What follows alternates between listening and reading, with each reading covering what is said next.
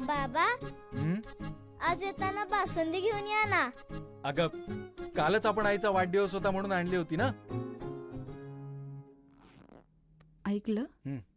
गोकुळची बासुंदी पुन्हा खावीशी वाटतेय. खरं सांगू, मलाही खावीशी वाटतेय. पुन्हा पुन्हा खावीशी वाटणारी गोकुळ बासुंदी. नमस्कार, मी दीपाली दिलीप भालेकर, महिला बाल कल्याण सभापती, सावंतवाडी नगर परिषद. 8 मार्चला महिला दिन आहे, तर त्यानिमित्ताने आम्ही काही प्रोग्राम महिलांसाठी आणि महिला बाल कल्याण म्हटल्यावर मुलांसाठी आयोजित केले आहेत. त्या संदर्भात आपल्याला शॉर्ट लिस्टवर तुम्हाला फोन केला, आपण उपस्थित राहिला त्याबद्दल तुम्हा सर्व पत्रकारांचे मी खूप खूप आभारी आहे. आणि आपल्या माध्यमातूनच आम्ही जी कामं केली ती तुम्ही जनतेसमोर ठेवली. त्यामुळे आमच्या पक्षश्रेष्ठीने जे आमचे नेते आहेत, माजी मुख्यमंत्री खासदार नारायण राणे साहेब, तसेच पालकमंत्री नितेश राणे साहेब आणि आमचे भाजपचे नेते प्रदेशाध्यक्ष रवींद्र चव्हाण साहेब यांच्या आशीर्वादाने आम्ही या पदापर्यंत येऊन पोचलो आहोत. तर त्यांचे मी या माध्यमातून खूप खूप आभार मानते.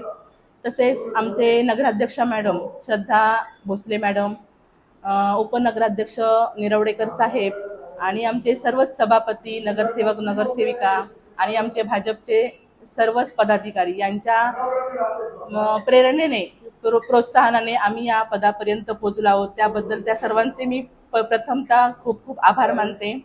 आणि आमचा 8 मार्च हा महिला दिनाचा पहिलाच प्रोग्राम आम्ही घेत आहोत.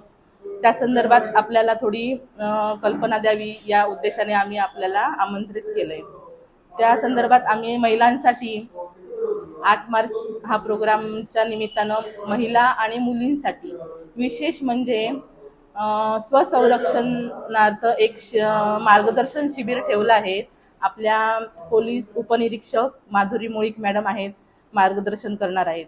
तर या मार्गदर्शनाचा आपण सावंतवाडीतील सर्वच महिलांनी, मुलींनी लाभ घ्यावा असे या निमित्ताने मी सांगू इच्छिते.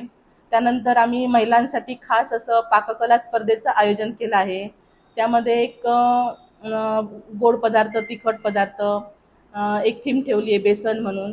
त्याच्या मार्फत आपण गोड पदार्थ, तिखट पदार्थ बनवून तुम्ही प्रदर्शन करा त्याचं. आणि स्पर्धेमध्ये सर्वांनी अधिकाधिक भाग घेऊन या स्पर्धेचं हे वाढवा. तसंच महिलांसाठी फनी गेम ठेवले आहेत, एक आकर्षण म्हणून फनी गेम आहेत. त्याबद्दलही सर्वांनी त्याच्यामध्ये सहभाग घेऊन या स्पर्धेत आपला उत्साह हे करा. त्याचप्रमाणे विशेष असं उल्लेखनीय काम केलेल्या महिला आहेत आणि विद्यार्थी आहेत, मुलं आहेत, त्यांचा आम्ही सन्मान करणार आहोत. कर्मचारी वृंद आहेत की वेळोवेळी आम्हाला ते साथ देऊन काम कसं पटकन होईल याकडे ते पण आम्हाला सहकार्य करतात. त्याबद्दल महिला ज्या कर्मचारी आहेत त्यांचा आम्ही सन्मान करण्याचं ठरविलं आहे. अशाप्रमाणे अजून विविध कार्यक्रम आहेत.